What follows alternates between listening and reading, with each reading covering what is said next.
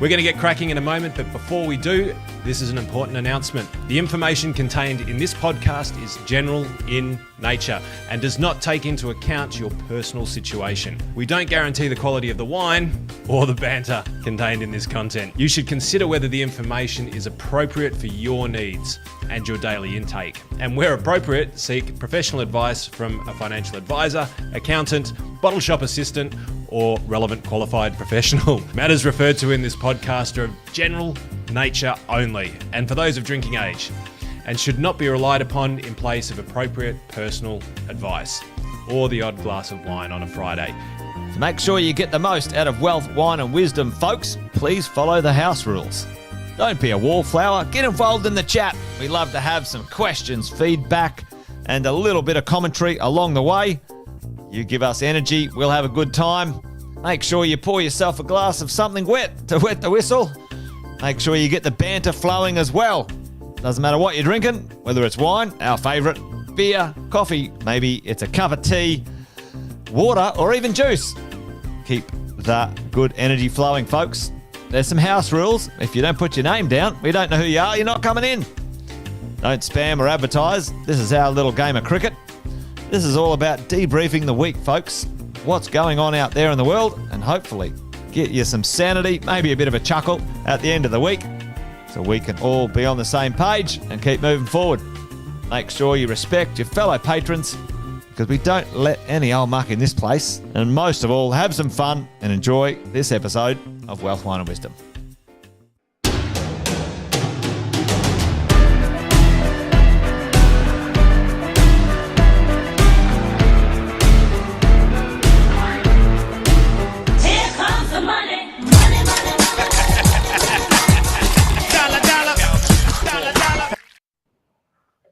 Fenton. Whitten! Happy Friday. Happy Friday to you, mate. Good to be in your person. Yeah, mate. Good to see you in fabulous Brisbane. I think we've got a few folks on already. Hey, give us a shout out. Hey, there's Kumi. Good afternoon. Good evening. Brad. Hey, there we go. Brad. We're on Brisbane time today, folks. Hey, Brad, shout out. Shout out, Brad. Caught up with your account. Thanks, mate. He's a nice chap. Yeah, there you go. The pop star. Yep, absolutely. Bryce, how are you, mate? Good to see you. Hey, give us a shout out in the chat, folks, if you're there live with us today for a Wealth, Wine and Wisdom from a special location, Fenton. Amazing and a special place. wine. Yes. I can't believe how good this, folks. This is how fucking good Fenton is. I bought a glass of wine and I'm like, oh yeah, it's in fancy glasses today, Fenton. Pinot glasses. Pinot glasses. Yeah, perfect. And he goes, oh, I know that wine. That's this one from somewhere in Victoria. And then, lo and behold, it's bloody Far Rising. He goes, oh, that's a Far Rising Pinot from Victoria. Oh, bullshit. Anyway, there you go. It's an old favourite. Well It's an done, old mate. favourite. Well It's done. a lucky Well guess. done. Lucky Oh. guess. Shay's got a bit of coffee liqueur going on. What's your drink of choice this evening, folks? Hey, there's plenty going on out there, Fenton. Oh, mate. I've got a funny feeling there's a bit of overlap with us today.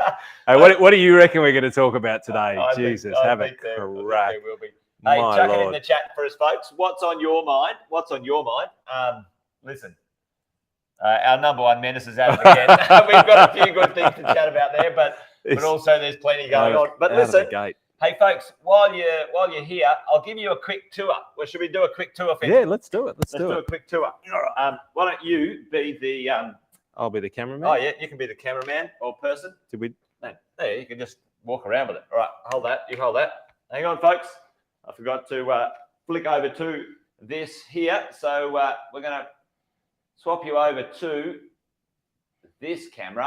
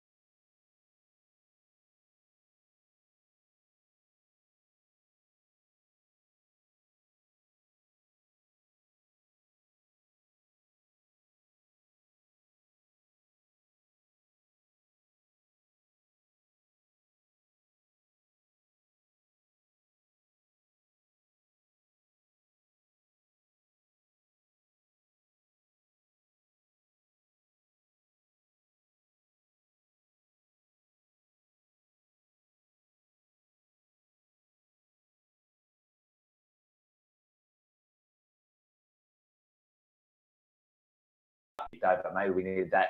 Maybe we needed that on while we were doing the tour. Yeah. Hey, tell me in the chat, folks. Tell me in the chat, do you want me to do the tour again with the sound on? Because I realised how or why the sound was not on. Is the sound back on right now? Let me know. We should have tested that one, Deb. But anyway, you're back. We're back. Yes, we are back. Sorry, folks. I didn't realise. Now, do you want us to quickly do the tour with the sound on? Yes, tour again. All right. Tour again. Take two, Fenton. All right, take two. Come on, All you right. be the cameraman. Well, let's see if you can keep it exactly the same as it was before. All right. Okay, here we are, folks. We are in a very amazing, awesome penthouse in Brisbane by the ARIA Group, Tim Forrester. Tim is one of our business partners we've been working with forever at Positive Real Estate. Come and have a check out this view. I'll show you the quick tour of the penthouse. This is the Brisbane skyline view, and never to be built out views of Brisbane City and the river and South Bank. Absolutely mind blowing. And another ARIA building over here. I got one in there actually too. I bought one in there. I think that was the first one I saw. That's Upper House. Upper House, yes. And an amazing shot down the river there. Absolutely mind blowing view. I'll take you a quick tour this way. This is the kitchen area. It's pretty nice. It's pretty special. Just one question, Jace. How do you change a light bulb in this place? Have a look at the ceilings. Yeah. I reckon most people wouldn't be able to hit that with a bloody tennis ball. They're 4.2 metre ceilings. 4.2. Crazy, amazing ceilings. And if you have a look at here, this is for Fenton and I later on when we kick on after Wealth, Wine and Wisdom. No, I don't think so. Wow. Anyway, amazing kitchen, like just absolutely spectacular. But check this out. This is another amazing view over here. And the Western Districts view. So you've got the city view over that way, and you've got the Western Districts view over this way. It's absolutely beautiful and not a bad place to live. Jeez, look at the undulation over there. You'd think you're in the Pyrenees, wouldn't you? The Alps or something. It looks it's not really that impressive, but there are a couple of hills there, and there's one of the other ARIA buildings there. Let you know a little secret. I've got my little 3-bedroom plus study penthouse being built over there. Should be ready for next year. Fenton will do Wealth, Wine and Wisdom there. So right. Overlooking the park, it's amazing. I love that view. I love that view. Nice view. Make sure you don't make people motion sick at home, Fenton. Sorry, he's the cameraman. I was getting a little bit excited. Well, hopefully that was worth the tour, folks. And listen. Undulating. All right, well, there you go. Undulating vocabulary. Anyway, there you go. Well, we are in an amazing location tonight, so I'm very grateful. In Adolf, did we cover it last week, or did you and Sam cover it last week? No, you were away, I think maybe I said it this morning anyway, but I've just turned 50, folks. So a big round of applause. Show your love in the chats. It's halfway to 100, but I think it's only a third of the way in life, isn't it? Listen, I think it's the better parts yet to come. That is for sure. So I'm happy I've made it to 50 without too many problems. And oh, that's gold. One or two bumps along the way, Fenton. But the reason I think I made it to 50 is because along the way learnt one or two things, applied them, and that's part of the reason why we hang out and do this crazy Wealth, Wine and Wisdom, right? 100%. Yeah. So you were down last week because you couldn't make Wealth, Wine and Wisdom and hanging out with some amazing business owners, folks. Property world, business world, finance, wealth. That's our jam. And, we connected years ago, 3.5 years ago on this show and many years before that to do, something special to support our community. And there's a bunch of you on tonight. Great to have all of you here. And, we do the old get together on a Friday afternoon, have a glass of wine and what a place to do talk it. Wealth.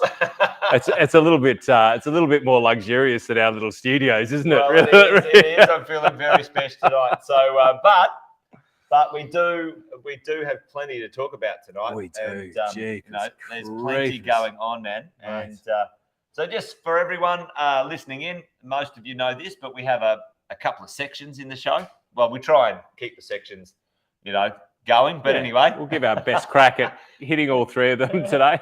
Well, we do, what's in the news, but we call that Decant the Week. Decant the Week. Yeah, we've upped the branding. We've fixed up the branding. We're going to get on to Decant the Week in a minute. Plenty of cool things to talk about, I think. But the other one's the number one menace. There's always something to talk about with our number one menace, folks, isn't there? Don't even get me started. We should have the top 10 menace, I think, for every week. We heard this one the other day, right? There's three menaces: the media, the politicians, and the institutions, which is the banking institutions. Anyway. Yep. And then things you should know. We're going to call it perfect pairing, right? Perfect pair. Yeah, perfect pair. Problem solution. Problem solution. That's what we're going to judge. So let's get into it. Yeah. What do you got? Do you want to kick off? Mate, I think. We're going to be all over it. Tee off, mate. Tee off. Let's put it up there, Fenton. What do you got for the folks online tonight? What is going on for you? And what have you noticed out there in the world of the news, Fenton? What is happening? Well, what do you think it is, people? Like you guys already know, especially if you've tuned in for a little while. But I love this headline. Ronald Reagan liked to say, "You got to dance with the one that brung ya." For the independents, that's you got to dance with the one that brung you. So that's like if you're going to a dance, you got to dance with the person who brought you there. Yeah, well, it's true. That's true. What's that got to do with investing, Fenton? Keep going. So for the independents, that's looking so simple as the government's super crap changes arguably break an election promise. Well, it's not arguably; it's an election promise. So, look, you'd have to be living under a rock or taking our tips and not watching the news, which you'd be wise not to. Because would this be worth playing our number one menace graphic? Yeah, I reckon it almost has to. This is what's going on, folks. This is our number one menace.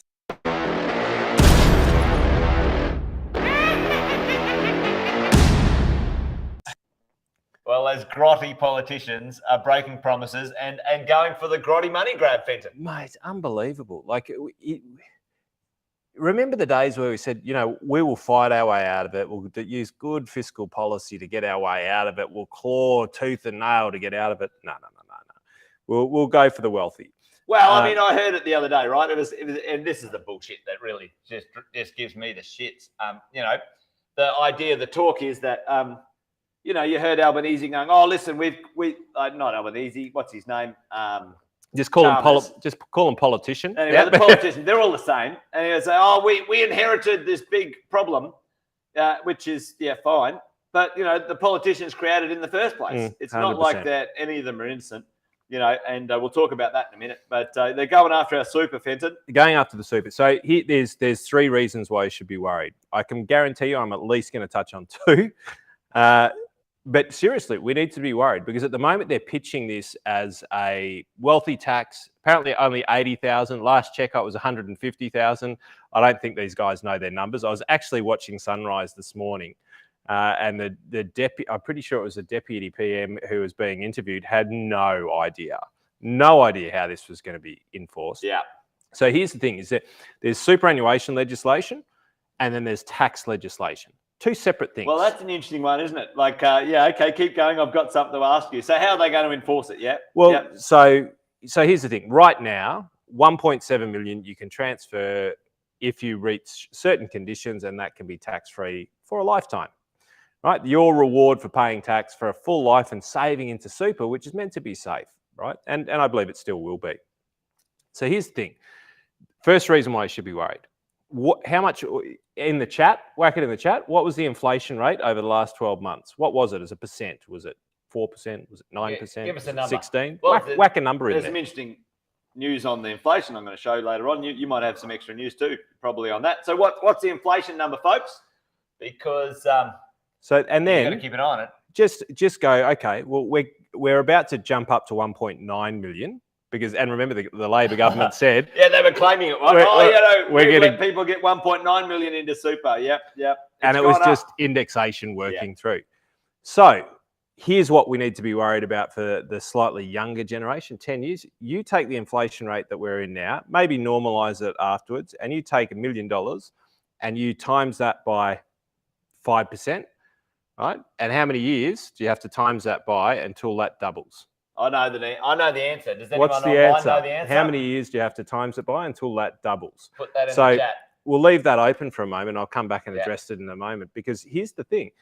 They're pitching it right now as something that only hits the wealthy. Now, depending on what they do with indexation around this, mate, this is going to hit you. It's going to hit me. It's going to hit you. And unless you're retiring in the next few years, there's a likelihood that it's going to come into play, because Bradley's saying 7. It's actually 15, right? 15 at 5, Yep. and it'll double. 7 is 12, and I think it's 10 is 7 is 10. Anyway, 7-Eleven. 7. Get yourself a Slurpee. Actually, I've don't been do math us. You have Ryan, Jason. All right, it's only one glass, folks. I promise. I've been 18 days on the trot, mate. My brain's not So what in it essence, was. they're saying, "Oh, it's only 3 million, and it's Only only for 3. the rich people." It's only But for the 3, depending on what they do with indexation. yes, So number one problem, depending on what they do, is it could be hitting all of us. when Right. you extrapolate out over the next 15 years, Yes. let's say I've got 1.5 now. Yep. In 15 years' time, I'll have 3 million. 3 million. Yes. If you're only earning 5%. Yeah. Right. And I'm planning on earning a lot more than that. And here's the thing is And where anyone listening to us will be having at least 1.9 minimum as a target. well, that's our target. Yeah, now. to as grow. As soon as they adjust it, that's our baseline Yep. target. Yep. Right. So that's number one. Inflation. How are they going to deal with it? Maybe they'll link it. They'll dance around this. My biggest concern around this. So you're saying, all right, here's the 3 million threshold, but they won't link that to Well, this is what I indexation. worry about. Yeah, well, well, yeah, go ahead. Yeah, Well, keep because going. and so this is just another way of taking another tax where they just go, well, feed us more. Here's a tip: fire a few useless pricks. That's what happens in our world. And maybe they're not Fire some useless. people aren't adding value. Yeah, Anyway, fire some people aren't adding yeah, value. yeah. Maybe useless pricks. Yeah. It's a little bit harsh. So, number one. The second part is they have to adjust tax legislation in order to do this. So So does that mean they've got to get it through somewhere, right? So they've got to pass the legislation. Yeah. And on both sides of the fence. Yeah. Well, you've got the CIS legislation. Yeah. Then you've got the tax legislation. So And, they said like 2025, right? 2025. Tell me, folks, in the chat, who's happy about potentially having to pay double the tax on your wealth in the future if you're successful? How's this? This is a success tax. Right. It doesn't actually matter because the kind of strategies that we use, we get it up to manage it. free, Yeah. and then we've got other things that we do with that Yeah. sort of stuff. Hell So no. Yeah. that's the third point. So I've skipped the second, but the third point is it's useless. It's actually useless because you and I are going to figure out different ways around it in order to be able to change the mix of assets. And yes, we won't be 15, but we'll probably be 25 or we'll be 30. So really ultimately, what they're saying, like, because they said, oh, listen, by 2025, that'll fill the $2 billion gap in our budget, right? So it's a political maneuver. It's not really a budget repair maneuver. It's just another. But the part that I worry about more is and this is the crack. Right. So tell me when you get charged capital gains tax. This is a brilliant one. Like this.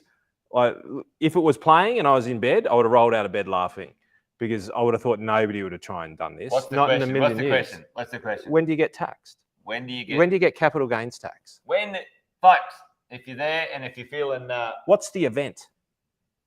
Well, there's a happy 50th. There you go. Happy Jason. birthday.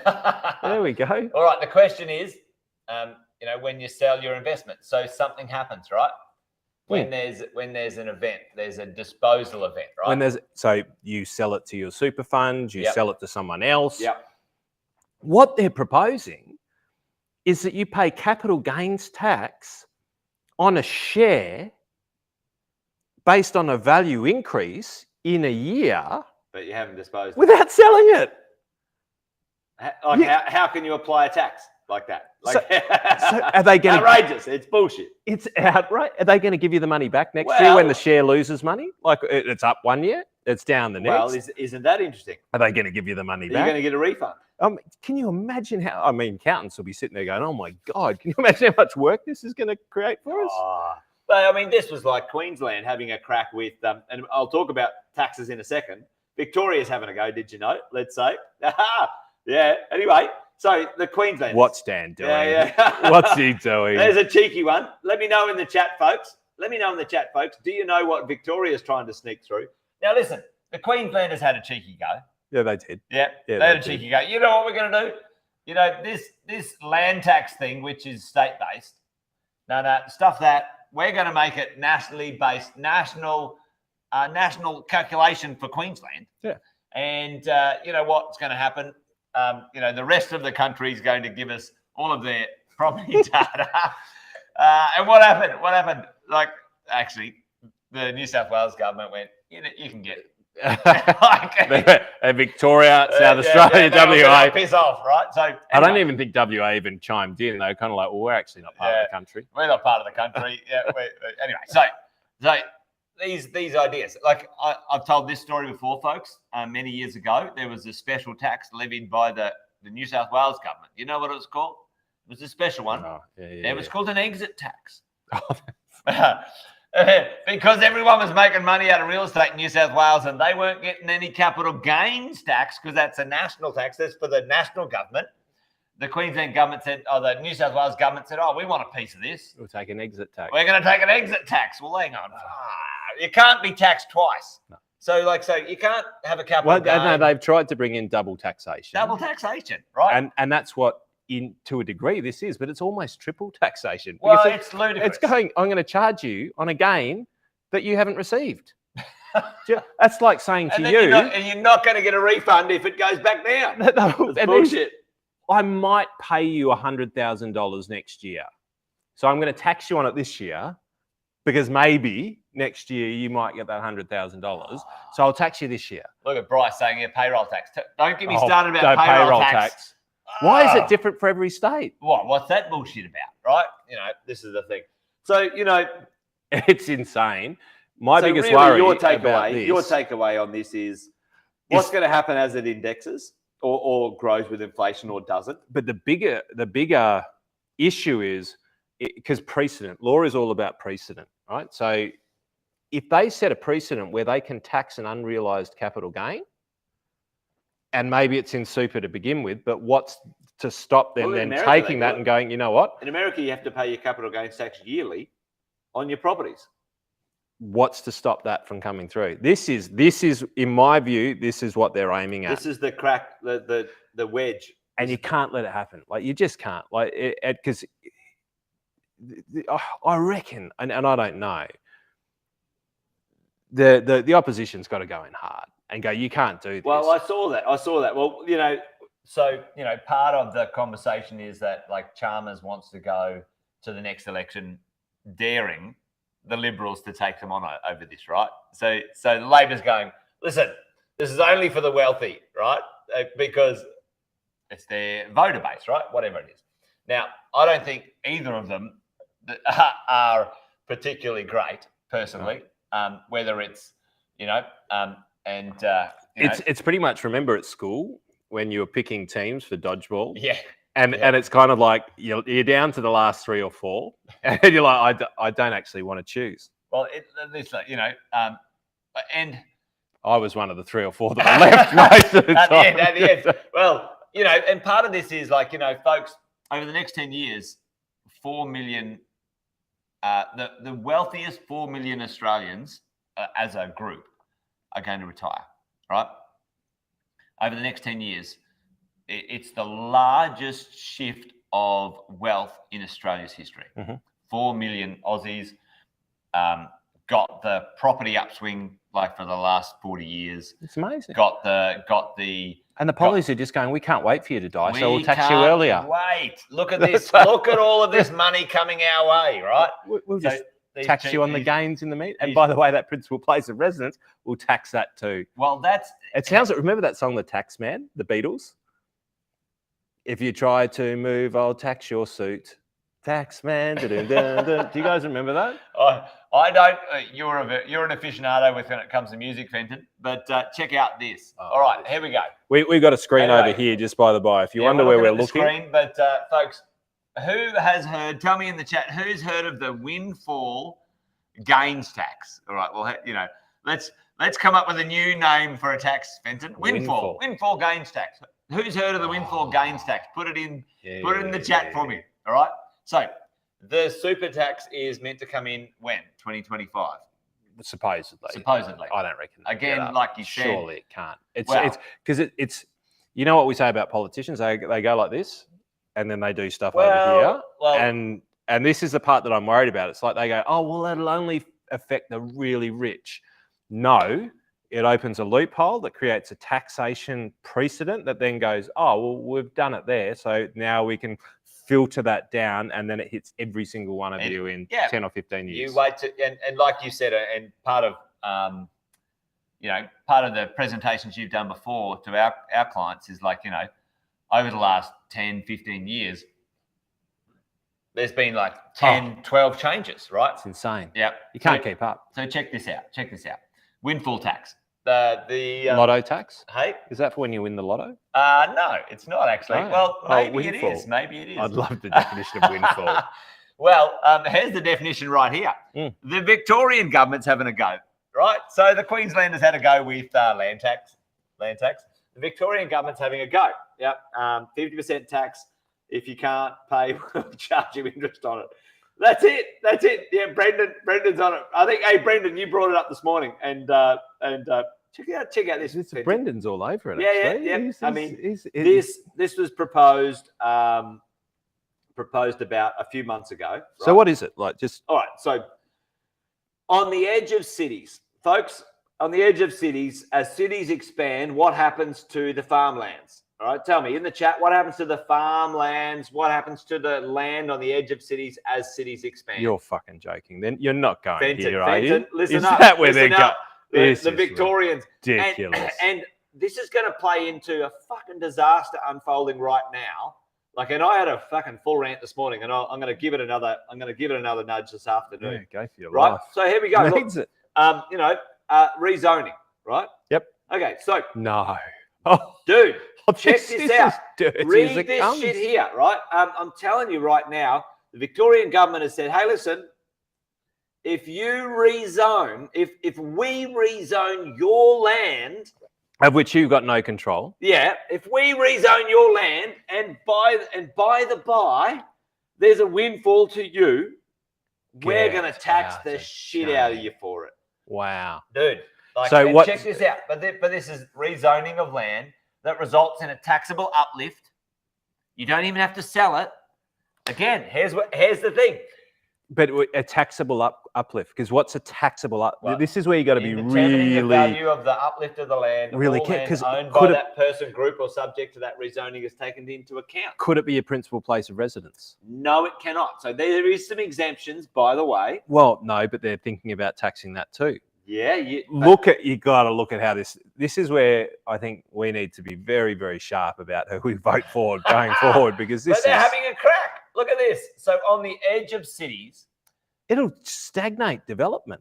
It's going to destroy development, right? Because why would you bother? Well, this is the thing. Why would you lobby dickheads and spend tens of thousands of dollars contributing to campaigns to lobby them to rezone something that they should have rezoned 15 years ago, what would you only do? to pay tax? What would you do, folks, if you knew that they were going to, let's say you didn't have the money, they were going to rezone your land, or there was a possibility of rezone, under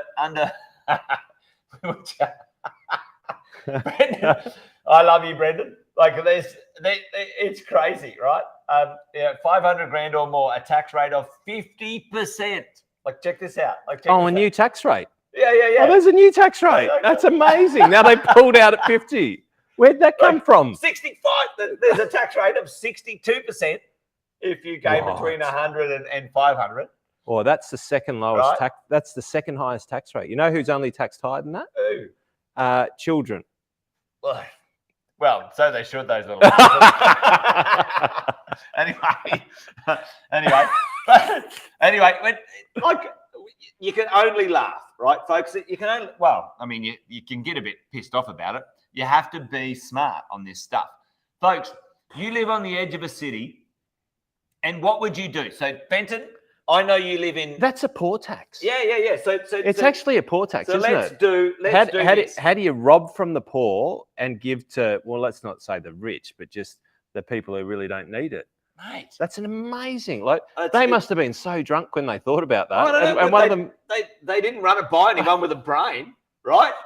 Okay, so Fenton, you live on a nice spot down the Mornington Peninsula, I right? know. You see people like up the road from you getting rezoned.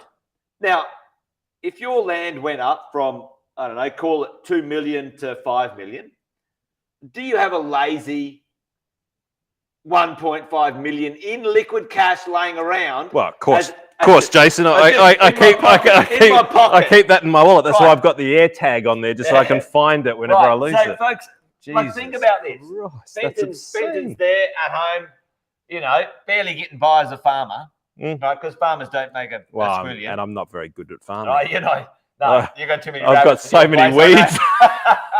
know. Anyway, you're not a good example, but anyway, right, play along here, Fenton. Doing my best. You've been growing some yeah. pumpkins. I'm doing well. Um, Doing well. Biodynamic. Biodynamic. And now you have to cop up 1.5. And like Brendan said, don't worry. If you can't pay it, we'll charge you interest until you do. Oh, that's amazing. Yeah. Can I get Right. cash rate minus 4%, please? So what? So what would you do if you knew that was coming? Would you go, oh, I can't? I'm up for my land be rezoning so we can. I think it I'd has go to be and- land over 5 acres. Yep. I think I'll move to or a different would country. you- But 5 acres is nothing. But would you go, I'm going to do everything possible to not have rezoning done, right? Yeah. So You know what? I'm going to ring up all of my native friends and I'm going to ask them about heritage. Overlays, I'm going to find a tiny little spider find it. or a little slug that exists only I within. remember having a bat on one of my development sites. No, I'm not kidding you. I remember this story. Fucking 12 months in a fucking bat study. Anyway, it was in the middle of Sydney. Don't get me started. They on used to that. call him Batman. It was unbelievable. But listen, all we can do is laugh about this right now. But this is bullshit. This is dumb. It's stupid. Because I can tell you what's happening. The old over here with taxes, Fenton. Check out this. But it's the flow-on effect, though. Like it sounds good in isolation. It's like, oh yeah, people are making a lot of money, and you know what, farmers, geez, they really bloody deserve their pound of flesh on it. But here's the other. Like, let's just go conspiracy theory for a moment. Can you allow me to draw a unicorn? Can I draw a unicorn? Fenton? So let's go. Who had potentially? I'm not going to say and don't answer because we'll go to jail. So. Who had a lot of involvement allegedly with China recently? You can put it in the chat because that means you can lead it. So then, who would have the greatest amount to gain by land being freed up and being able to snaffle up that? Just imagine, like, if you had those sort of side deals going along in arable land, like beautiful land that could be used or rezoned, or who would have the money to be able to develop mass these sorts of places? So this is one you can answer, Jace. How long does it take between rezoning and actually realising the wealth behind the rezoning? Listen, it can take up to 10 years. 10 a years. decade, 10 years. maybe 20 That's years. a lot of interest. Well, but also think of this, right? Think of this. You're a publicly listed company. You're running a publicly listed company, Andy, and you go, here's an idea, folks. Here's our business model that's been super successful for the last 50 years in Australia, right? We buy on the edge of cities and then we petition the government to rezone and turn it into something, right? That's what they do. That's how we get fucking houses. Yep. Like, that's how stocklands, that's how things get delivered to our country. So fucking Victoria and all their wisdom going, you know what? These publicly listed companies that actually do something about delivering properties to the market. Infrastructure, property tax, road tax. They build schools, they build hospitals, they do all of it, right? Stocklands is one that comes to mind. Just think of them. And now the uplift off the bat, Gone. year one, not the thing's not done yet, is 50% uplift tax.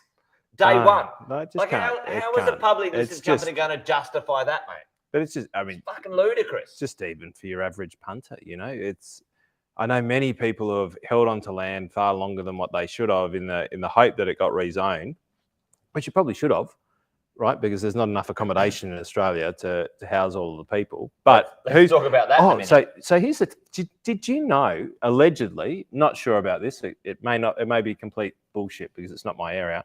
I heard that they're changing approvals in subdivision from shire-based in Victoria to state-based. Now, I'm not 100% sure about this. Somebody out there might be able to tell me that, but that would make a lot of sense if that was the case. Oh, Well, because they've gone from the shire used to control the subdivisional in approval. New South Wales, they did that, or Sydney, because the local councils Moved too slow. moved too slow. But now, if they then in Victoria, that's the they're looking state, for the- they'll just go bang, approvals right across the board, revenue. Looking for the money grab. But even if that's they smart. do, It's even smart. if they do that, what happens? You add a 50% uplift tax to a development. We have to Folks, sell. tell me, what happens when the underlying value of the land goes up, the cost goes up for the developer? Let's just call it 25 to 50%. What happens, Fenton? Well, I sit on it for a lifetime. Or who has to pay that price? Because the developer's not going to pay it. Who's going to pay it? The person who ends up owning a piece of real estate. So the price of a house is going to go from 600 No, to but 800. but then we end up with little boxes again. Well, you end up with this. You end or up living in a, those little, like a matchbox, and they push out the bed like that, and you go somebody's back going into to the pay, wall. and it ain't going to be the land developers. Like, Well, you take this place as an example. Like the other week when I was up here, I was like, geez, they don't make apartments like this in Melbourne. They just don't. well, they do, but it's 12 million bucks. Like, do you know what I mean? Like, they can't afford to. But if they pass this sort of legislation, then you can't. You literally cannot afford to build reasonable accommodation or nice accommodation. And you cannot afford. This is the problem. The government's got their fucking head up their ass, right? So then we end up with a Victorian shanty town. Well, where are they going to build? So what will happen is they'll end up trying. The only things that'll work will be cheap shit things. Cheap shit things, right? So this is the future we're staring down now. That should be their promotional campaign, shouldn't it? Cheap shit things in Victoria. Come live here, right? New tax. Mate, because Gives you more affordability for new cheap shit things. You know, it just blows me away. I missed that. I didn't even know that was coming about. Well, I mean, and listen, folks, everyone listening at home, like we are in the middle of, like I've been saying it for over a year, maybe even 2 years, Andy. You know That's this. 3. You've been saying it ever since we. Ever since we've been hanging out. And to be fair, when you first started touting it, I'm like, come on, give it a rest. Mate, and and this is what I was saying this morning. Like, those politicians don't get out of their little boxes and go to an open home on a weekend. You try and go to an open home on a weekend and rent something that you would be happy to have your family there.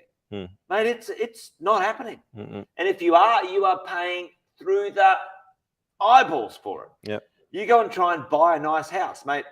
We are at, so the listings, so the resales, like second-hand resale listings. Check this out. The stats here, right, folks? People selling their properties that are second-hand, right? Can't stop progress. I love that, Mike. Mate, I tell you. I'm not sure whether that was supportive or whether you've just taken a job for the local government. I think he was tongue in cheek.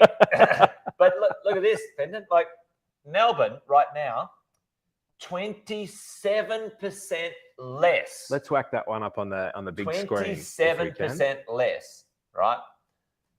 27% less listings for sale this year than there was last year, right? Let's not underestimate, in a city of Fenton, 6 million people, there's 6,000 properties for sale, right? It's pretty low. Mate, it's record low. Record low. Record low. Now let's just look at this. And what's coming? This is where the tax is so brilliant because they go, well, nobody's selling property, so let's tax stuff that's not sold. Mate. It's brilliant. Like it's smart. So it's smart. So let's have a look at this. What's under construction in Melbourne right now? This is medium density. You'd add a couple of thousand houses, but we know that houses have zero chance of supplying the market. Like zero chance. You can't build enough houses. It's not possible. You don't have enough land in Melbourne registered. Don't get me started there, right? You can't do it. Can't pour a slab. Check this out. I can't build a shed. Mate, you can't get anything done. Check out this. 12,000 to 4,000. Just do the math on that. What's the decrease? That's a 60% decrease over the next 2 years. 27% decrease in secondhand listings for sale. A 60% decrease already off the worst construction supply we've ever seen. That's a 75% decrease from. You know what we need, Jace? Dude, We need more no one's got anywhere to subdivision. live. We need more subdivision so we can create more housing. Guess how many people came into Melbourne? How many students just came to Melbourne in the last month alone? I can see it painted. I can see it painted everywhere. Like, you got to admire it. Like, if somebody's actually think tanking this in the background, it's genius. Like, it's sinister, but it's genius. I don't think they're thinking anything, mate. No, but it's brilliant because they go, well, we didn't know that there was a shortage because we were so focused on, making our own money over here. We didn't know that there was a shortage coming. And now everyone's been saying there's a shortage and we're like, holy shit, there is actually a shortage. So how do we fix the shortage? Well, no, we need more money. Like, let's focus on what's really important. We as a government need more money. What was the promise? What was the promise, folks? What did they promise? What was the word? It wasn't like no tax reform. the intention. Oh. It's the government's intention to add how many more dwellings over the next. Oh, dwellings. I thought you were talking about tax because they were saying they weren't going to increase taxes. Oh, yeah. So, yeah. On the flip side, I think it must have been current taxes. We didn't read the fine print. There was like 1 week. There might have been 1 day that the government spent on this or the media spent on this. I don't know why the media is not fucking jumping up and down like They got no idea. They don't know what to look at, right? Do you know why? Because the average Aussie doesn't understand. You know what the average Aussie understands and clicks on for media? My home loan went up, which is fine. That's shit, right? Because I used to pay $500 a week, and now I pay $1,000 a week. That Well, wait sucks, until they subdivide right? your house as well. Jesus, that's going to be a nasty surprise. Mate. Not only have you come off interest only, you've gone to P&I and you got a tax 66%, 60%. Sorry, or 50%. We have. I mean, check out this, mate. Like already, It's insane. But here's what I want to show you, and this is kind of, let's put in perspective because you don't see the perspective, right? See this? That's our biggest supply ever in Australia's history of medium density properties. Can you see the houses here? Can you see houses? Houses, right? So in that period, let's say from 2013 to 2022, how many more people have been added to the Australian population? Ooh, don't know the number. 2 million people. 2 million. So have a look. Like, Some would say is that all, but mate, that's a lot. but like, check out. It's 10%. It's where's my little graph a here? little bit under 10%. I've got it. But like, so this amount here, this 25,000 extra homes, which was over and above normal. Guess what? They've all choked. We haven't been able to deliver them. Builders have gone broke. Extension, we haven't so. The idea of throwing money at a problem has now made it worse because check this out. Well, Let me just say this. Like, just it is and it isn't. But yeah, all right. Over the last 10 years, we have never been able to build more than 83,000 houses in 1 year, ever. Yeah, ever. So here's an idea. Let's chuck a stimulus at the economy and get 100,000 houses approved in 1 year. And we've never been able to build 100,000 houses ever. But not only that, not only in normal history have we ever been able to build them, Andy. In the middle of a pandemic, the worst supply issue the planet's ever seen, The government stimulates the construction economy, And the cost is and now everyone wonders why we haven't got any houses. Like, did anyone think about that? Like, they don't, because they've never built a house. They're idiots. Like I mean, Allegedly. seriously. allegedly. Anyway, I think they are. But anyway, That's an opinion piece. it's an opinion piece. But Fenton, those 25,000 houses have been kicked down the road now. This has done that. Okay, it's gone down. And do you know what's going to happen? Those 25,000 will be completed, if you're lucky, over the next 3 years sporadically. So we went to a peak of approvals, but delivery choked, and now it is made builders go broke. Our systems, there's no land supply. It's a disaster. We have a disaster, folks. We've got a disaster on our hands of a supply chain. And check this out, Are you going to run for government? mate. I'm going to give it a nudge. Yeah, I reckon. Check this out. With Actually, Fenton, it was 5 million. 5 million more people in that period of time, or close enough. It's that crazy, decade. isn't it? There you go. So we couldn't build any properties, and we added 5 million more people to the population, and now we have the worst supply we've ever had in history. It's brilliant. Why isn't anyone talking about this? It's brilliant. They Right? are. They are, Chase. They are. They understand there's a shortage, and the only way to get like more in is to have more subdivisions. So let's make more money from subdivisions. We'll tax it. Let's motivate people to have subdivisions, which is not going to motivate anyone. to have No, subdivisions. it's well. Apparently, they don't have a choice. Well, and Imagine that. Like all of a sudden, just somebody Tell going, all of a sudden, you're worth $100,000 more. Give me 50,000 of it. It's insane. it's insane. I love it. But layer that, and I always have to layer it because we're having a bit of a laugh with it, but it's comical. But you take that capital gains tax. Remember right at the beginning, I said All the they're thing trying that to I'm do most is fix scared the about. budget. They don't give a shit about the supply. But what they do is they create precedent legislation that becomes very, very difficult as a country later on. Difficult to undo. Because Once there's a precedent Once it's in there.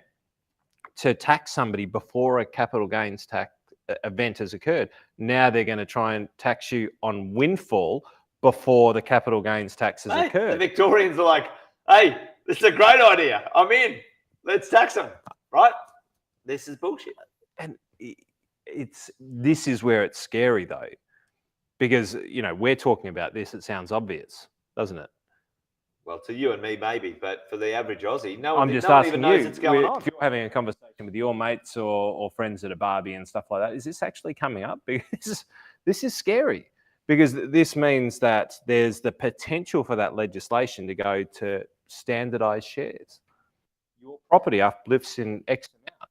And that stops people from being able to generate wealth over a period of time. It actually creates a massive wealth divide. Well, I mean, the wealthier work a way around it. They always do, right?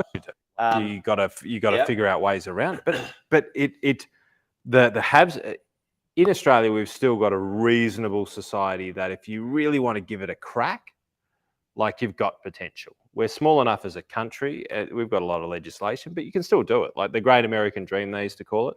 There's still an Australian dream. They bring in legislation like that. It really does.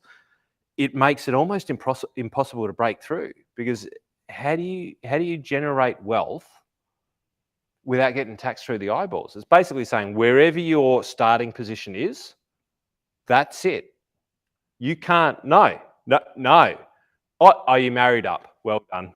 Good choice. Yep. Okay. Yeah. Congratulations. You fucking snuck past. But outside of that, like it really does put it's a wealth tax. But it's the possibility to become wealthy. That's what I mean. It's a possibility tax, really, at the end of the day. Possibility tax. Yep. Yeah, and Alison's right. Like, it feels like it's like, half truths and conspiracy theories and whatever. But really, and that's the challenge right now for many people to really understand what's going on, and when it's with their money, right? Because you and I both know, especially with super, the average Aussie doesn't believe it's actually real. right? So they don't care about it, and probably until they're 50 or 60, if you're lucky. And then it's like, and then But then you can't get it in. Yeah, and what do they say? What happened to my super? I thought I was, blah, It literally blah, blah. becomes like a bank, and you're trying to put money in there, going, look, I've got a few mates out here with guns that if you don't let me in, they're going to go, Mate. you can't get it in fast Crazy. enough. Crazy. But then they keep changing the laws. And here's the damage that they do. But if you jump back to my screen, flip it because over I to you. did have a little bit of a, well, here was one thing. I thought, well, I was wondering where they were going to spend all of that money. I think I figured out where they're actually putting it. Where are they They're putting it in Dubai, $2.4 billion Atlantis, the Royal Brakes, the mold. They're building some incredible stuff over there. Geez, so I'm thinking that maybe they're investing our money over there. Maybe it's part of the future fund. I don't know. But I was thinking about it, and without your overlay and without a political bias, I was thinking, wouldn't you love to have this bloke back in charge?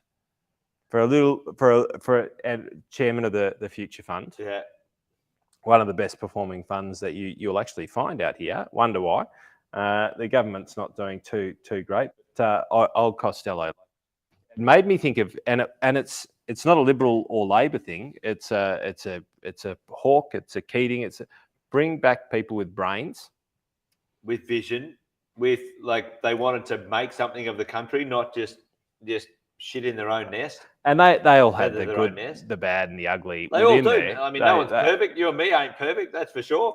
But it wasn't election to election. Yeah. It literally wasn't these 2 and 3 year visions. It was far greater than that. And the more that I'm looking at what's dropping at the moment, the more worried I become about, well, what's it going to be like for our kids? Well, Matt, you and I have said many times before. Mine are younger than yours too, so they're probably going to be worse off. And that's why we're so passionate about people, taking as much control in charge of their own wealth as possible. Because if you think the government's going to look after you in retirement, or the great thing about Australia is you won't end up in abject poverty on the streets unless you choose to be there. So that's the great thing about our country. We do have some amazing infrastructure. And, even though I squawk and carry on about, some of the taxes we do pay, I'm very happy we've got schools and hospitals and stuff like that. Like, that's great. But things like this, like these grotty grabs at the edge of, I call it success taxes, right? The problem is it's getting peppered now. And again, it's government. It's not Liberal Labor. It's actually government. It's governments, yeah. And the more that people start to actually go, you know what? It's not them versus them. It's actually they. And that's actually now more politically correct than ever, actually, to be fair. They, them. So they, them are no separate. They all work together. That's the brass tacks. And let me get... Let's understand this. They've never worked together better than what they do right now, because the policy difference is so close. The difference is so close. Yeah. So it's them. And the ability to go, no, you fucked that up in the last 4 years. We shouldn't actually listen to that. It's actually, well, who's got the better policy for the next 15, 20 years? And we've talked about political ambivalence a lot. And I'm looking at it now and I'm going, when you go to polls and things nowadays, well, you've got to be politicians, the political parties prefer that you don't pay attention. Because it's the donkey drop. If you keep it going, every few years it changes because everyone wants to change, something like that. It doesn't stray too far from the centre. That sort of stuff, for you and I, we think that people should be paying attention. But, yeah. What else? I'm going to quickly do this one, mate. I've got a few years worth of content that I can go into from here. There's so many things. Something that's interesting. There we go. Inflation down 1%, according to a media source. Well, I've got the RBA stuff on that, or actually, no, the ABS on that. Yeah, headline versus. So inflation's actually down. It is. Yeah. And you and I talked about this last time we caught up. we could feel it already in the economy, and like it's already done, right? So it's already turning, right? So we all know that. I mean, you and I aren't out there buying a jet ski, when our interest rates are 7%, right? That's not happening. Why? There's going to be 2 more rate rises to go because that's what happens. It's a kind of a leading measure, and they always overshoot. Yep. But already there's conversations going in 2025. There's going to be 5 rate cuts. That scares me a little bit. Well, Bill Evans, right? And he's not a bad commentator. He's part of the bank, Westpac, but he's been pretty good over the years. He's probably one of the only ones I'd give some credit to, But he's saying, mate, it's just how it's going to happen. He said, there's probably 2 more up. 2023 is going to stay sideways for a bit. You might get a little bit down in 24, and then by 25 they're going to cut it by another %. So, like inflation, whatever, interest rates, blah, blah, blah. I mean, arguably at the end of the day, 6% still a pretty cheap interest rate. 5% is a better number. But by the end of 25, we're going to be back in the 4s and 5s for interest rates. That's the call. Well, that's so and that's cash rate. It's not necessarily saying that's where bank rates are going to be, but yeah, the cash rate go to 4%, cut to 3%. I reckon we're going to have multi-tiered lending by then. I think we'll have risk lending, which is where I knew you would go, because this is the future is, right? The future is, folks, and this is the thing. The greater the data. Yep. The future is not about, Andy. That's an amazing slide to how to lie with statistics, just by the way. Like whack up mine at the same time, because I've literally got the consumer price index. And look what happens if you just went back another 3 years. Look at the difference in that graph. Yeah, up you go, right? Look at the difference in that graph. Well, if you squidge it or you elongate it, it makes a difference. On yours, it's minimized, right? Yeah. It doesn't look like it's actually down as much. Yeah. On mine, it's going, well, hang on. That was a roller coaster up. But look how quickly it's actually coming down. And just for... And that's headline data, right? So that's this is the headline. It's not the core, it's the headline. The core I've actually got over here.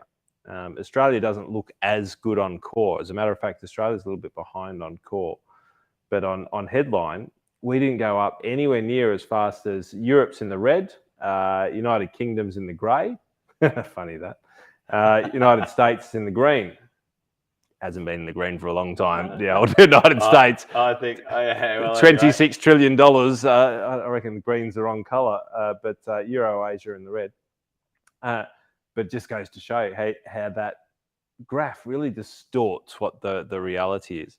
But 100%, mate. Look at we're cascading down, and we talked about it about being transient over a period of time. And as the world sort of comes back online, things will become cheaper because they start moving. The world starts moving. But this is the thing, right? So and this is always. And I'm a pretty simple fellow. I didn't study economics and those sorts of things. I don't really. It's probably the reason you get it right. But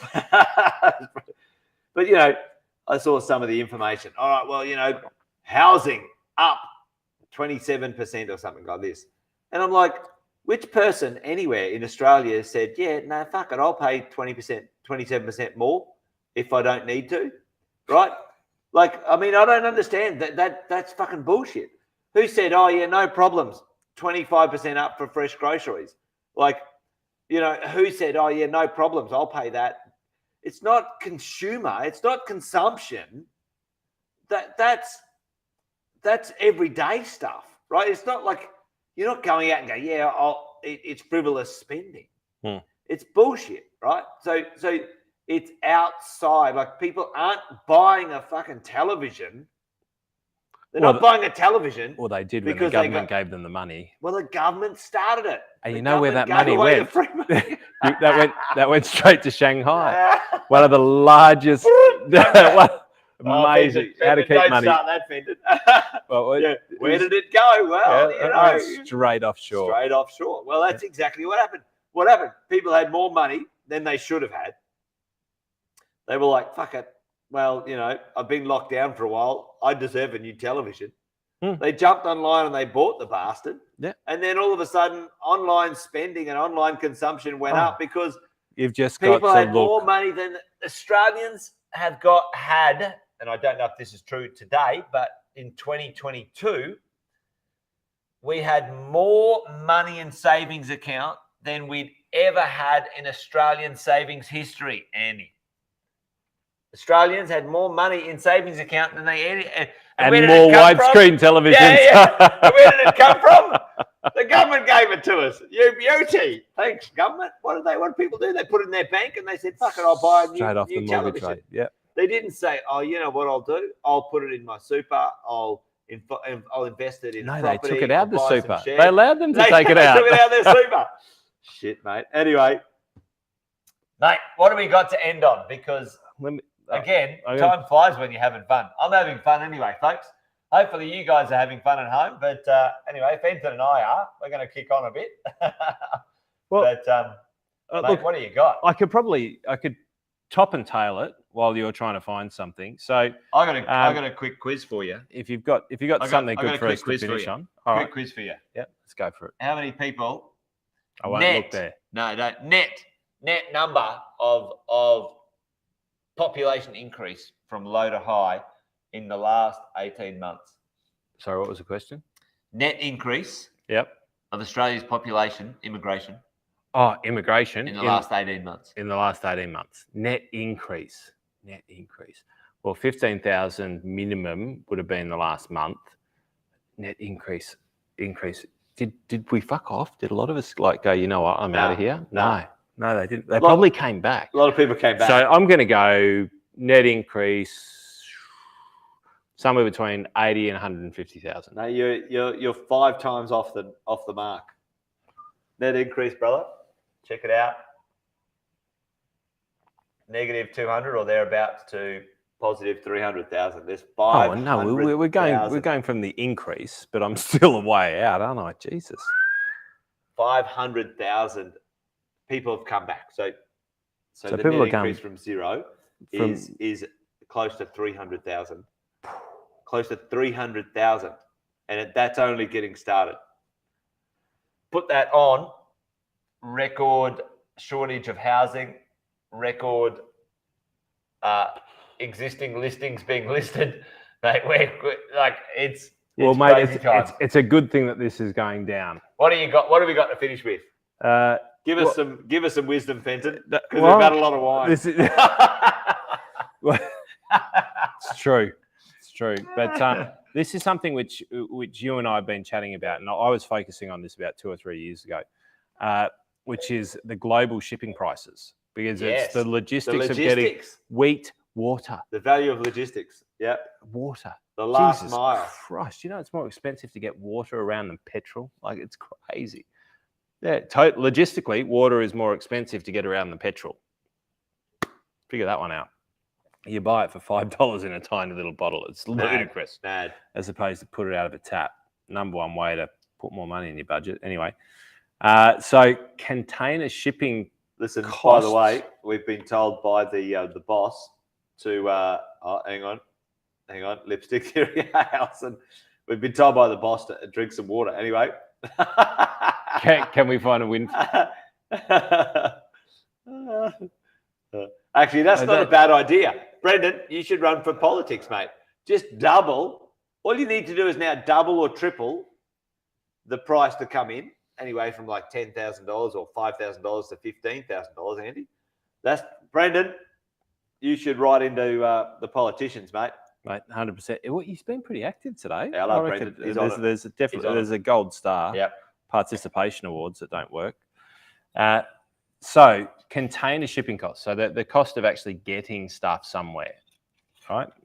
Outside of air freight. Air freight, I think in certain areas was actually cheaper because they were able to fly around a little bit better. For smaller ones, right? Yeah. But by and large, most of our stuff arrives by ship. And this will take but have a look at this. This is in terms of US dollars in the hundreds of thousands, right? So Talk us global through it. Tell us what shipping we're looking prices. at. Tell us what we're looking at. So basically, we're looking at the shipping costs, right? By how much it actually costs you. So I won't take you through the base level fundamentals. Can you scroll in so we can see the chart at the bottom? Yep, I can chip it up a little there bit you like go. that. What's the year? So in the middle of the pandemic, Went off the charts, but it was already rising well beforehand. But the other thing that happened is it slowed yeah, to almost a stop. yeah. You know, they're out of Shanghai. There were super tankers just parked. So we're saying right now we're back to what? We're close to. We're close to your long term averages, where these things should then end up being based on industry efficiency, workplace efficiency, petrol. So what you're saying, diesel. this is a leading measure. Would you say it is a leading measure? It's 100% a leading measure cost. to the cost of things, but it can be a leading measure, Right.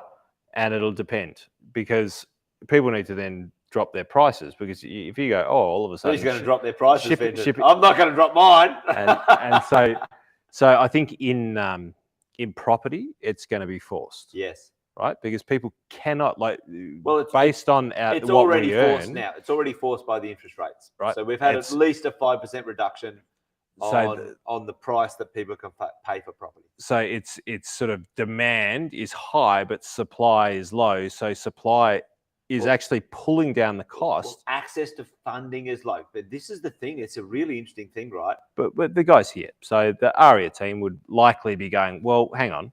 No. We know shipping costs have come down. We're not paying that for concrete. Yeah. We're not paying that for windows. We're not paying that. It's yet to flow through. And this is that leading measure. Not all of it will flow through, because most people will try and make up margin and hold that margin as long as possible. Back the margin from that they lost. Yeah.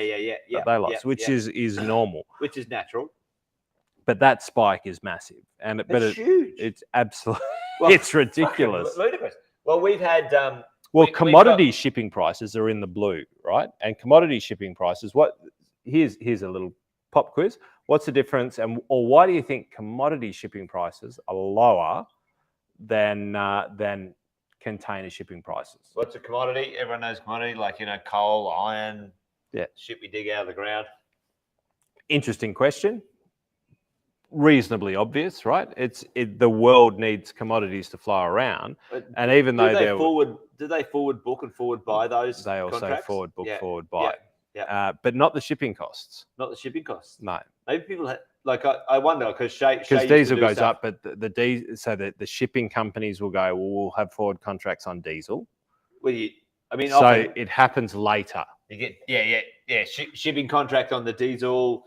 So the shipping companies forward by US dollar, so you can pay in US dollar. Yeah. So everything's and that'll be half a year to a year out. Yeah.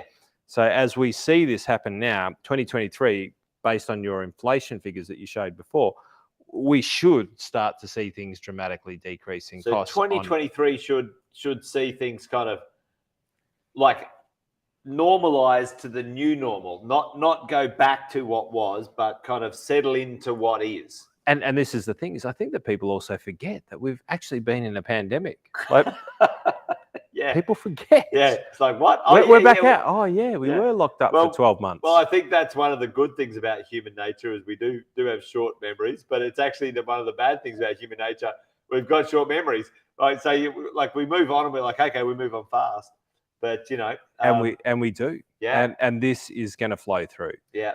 Well, it's interesting already. So we've got major builders in Queensland who've already come back. So this is one of the only a handful of builders that we work with. They give the triple guarantee, fixed price construction contract, 0 changes. Because the price is set here. Yeah. The price is set here. Yeah. It's amazing. They're gonna make. They will make everything they lost Yeah. by the setting in now. Well, the smart ones know it, right? The smart ones know it. The ones that live paycheck to paycheck are still kind of like, oh shit, I don't know what's coming. The smart ones that know what's coming, right? Yep. Are gonna crush it. Are Yep. gonna kill it. Yep. Well, they know it's going to come back through. Everything's going to drop all of a sudden. But, Mate, but brilliant. and part of this is like, so I ask property investors all the time, like what you said before. Hey, listen, your rents have gone up. Are you going to drop them when the interest rates go down? I've never met a property investor who ever drops them. And here's the thing: so I don't think they're going to go down far enough. Well, to cause it to be a necessity. No, they won't. I reckon it's actually going to. I mean, listen. Other than I kind of wish I was in your field for a few more years, but other than the pandemic, I mean, listen. When 6% for 20 years of my life was fucking cheap. For 20 years of my life, 6% was cheap. I had somebody come back to me just yesterday and go, "Hang on, I was paying 18%." Mate, you know, on some of my loans still, because I'm a complicated person to lend to, like I'm 7.5% even fucking without the pandemic, right? And I'm still making money. The thing is, most people like who are having a challenge with it, the first loan they ever got was 2%, right?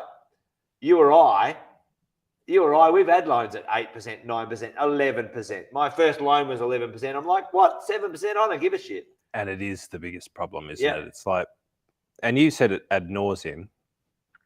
I said it ridiculous. Oh, I actually didn't say it ad nauseum. I said it would never get there. You said it'll get there, but it won't last. I just said, just don't even believe it'll get there. If at the well, look at this. There you go, Alison. Hopefully, we're adding to your happy Friday. I wish I was looking at all of these comments. Read the thing on the screen. I think Fenton's had a few too many sips, Alison. It was like that game I used to play. What it was, Bond. Did you ever play that as a drinking game? No. It was like you watched James Bond, and somebody said somebody drank on Bond, and then somebody drank on 007. Anyway, Alison, Fenton, bring it home. Finish with a piece of wisdom. What have we got, Fenton? What have we got? So the perfect pairing. The perfect pairing. What do you got for us? Perfect pairing, folks. Let's do one of our little thingies. Perfect pairing. Where is it? There it is.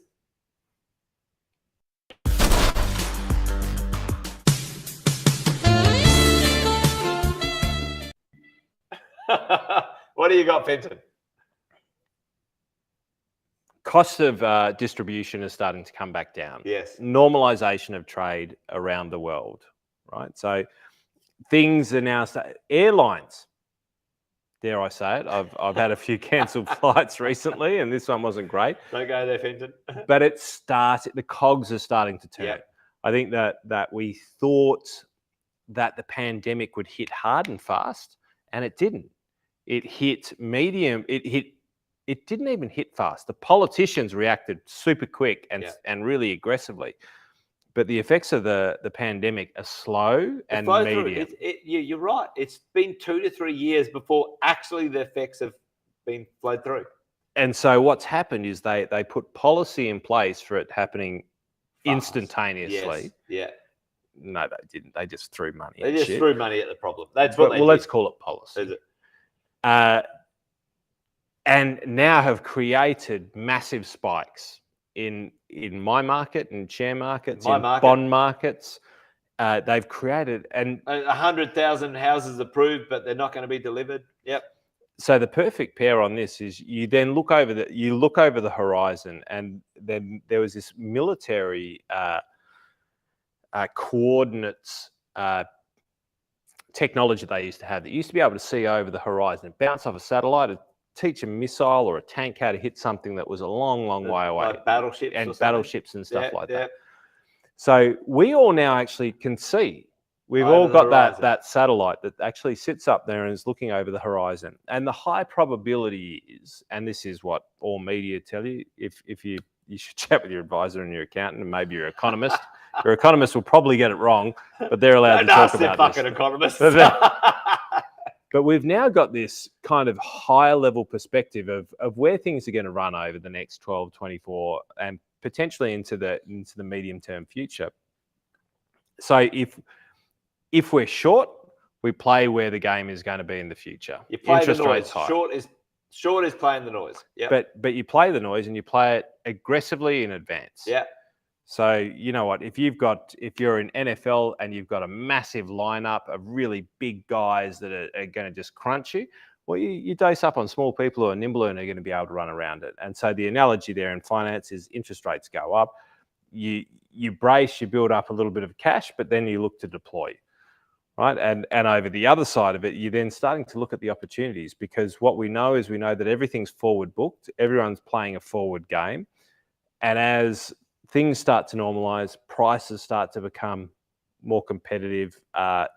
Oil and gas will be a major dictator of this. Like they're affected in other areas, but if they start to stabilize and come back down, we know that shipping is starting to become a little bit more normalized. But still play that game in advance, because if we play that game, then we're going to have reserves. If we go along for the ride, then we're going to overextend ourselves, and then we're going to splash out and spend it on bullshit. I think I've overcomplicated it. Yeah, let's simplify. What are the leading measures you're saying? All right, what shipping costs are coming down. If there were 3 leading measures on your neck of the woods, what would you say they are? Interest rates are going up. Yep. Interest rates are coming down. Yep. Play as if they're up. Plan as if they're down medium term. Down's just cherry on the top. Right? Yeah. Yep. But if you play the game as if they're up, then everything you've got is good side down. Anything on the other side is upside. Yeah. Yep. 100%. So if you look at that, then you can do great things on the other side. And then maybe in 6 months' time, we'll be sitting in a very, very different circumstance where all of a sudden all the supply chain issues have sorted themselves out. In Australia, I think it's likely that unemployment's going to go up. I think so. I think so. Like we'll quite see dramatically. We'll see it. Which productivity goes up. Well, wage pressure stabilizes, normalizes. And I actually think it'll be a good thing for the economy that we have a little bit of competition in the employment market, but that's for business owners because across the board. Yeah. You need it to get stuff out of the ground to ship offshore so that Australia can still be. Well, you need unemployment, and this is not wishing anybody to be unemployed, but you need unemployment to be up a little so you can actually have enough people in the country to have jobs, to do the things that you need to. It's to deliver them at a price that people can afford, right? So it's fundamentally a bad thing if somebody goes, I can leave here and get a job anywhere. Yeah. That's fundamentally bad. It's not a good thing for the overall economy. It's not good for the price of things. It's not good for inflation, which ultimately, folks, is not good for your home loan. Because if people can leave and demand massive prices, really for no real extra skill value added. This is the issue, Fenton. Like you and I have chatted about this, and sometimes people are a bit over the top about it. If you could leave tomorrow and your skills have not improved or changed and get paid $20,000 more, I think that is a problem, right? Because that's not you, folks. That's the economy, right? If you could leave tomorrow because your skills have improved significantly and you demand a $50,000 pay rise because you're fucking better at what you do, all the power to you, right? And to the economy. And to the economy. The problem is when value is not added to the businesses that they go to or the products that they go to, it actually devalues the economy. So anyway, we could talk about that one at another time. Anyway, Fenton, did we deliver some value? I don't know. I think we drank too much wine tonight, and we should. And it's Jason's 50th. Woo! So anyway, we're having a party tomorrow, not even tonight. This is the preamble. This is the prees. Anyway, folks, listen. Appreciate you joining us. I'm not a fan of the flower by minute. Yeah, you're dead right, Deb. Anyway, we've done an extra long one tonight because it was a nice place to hang out. Jesus. Hour and a half, hour and 20 minutes. Time flies when you're having fun. It does. And you're still all here. That's amazing. It is amazing. All right, well, listen, folks, give us a shout out in the chat. If tonight was okay, I mean, we might come back and do it again. First night fever. You might be right. Happy birthday. Thanks, folks. Good to see you guys. Appreciate you being here tonight. Always always appreciate you attending and coming along and supporting us. I reckon we need to unpack everything we went through tonight. It was mind-bending when you came up with another atom bomb in a world that was already an atom bomb. But I agree with you. It was a good first 50. Mate, here's to the next 50. Thanks, mate. Thank you, folks. Good to see you. And join us next week for another one. It won't be in such impressive places, I don't think. But there you go. Back in our dens. All right, folks. You guys have an awesome weekend. It's a good night from me, that's for sure. And it's a good night from him. Happy 50th, mate. Good night, folks. Good night.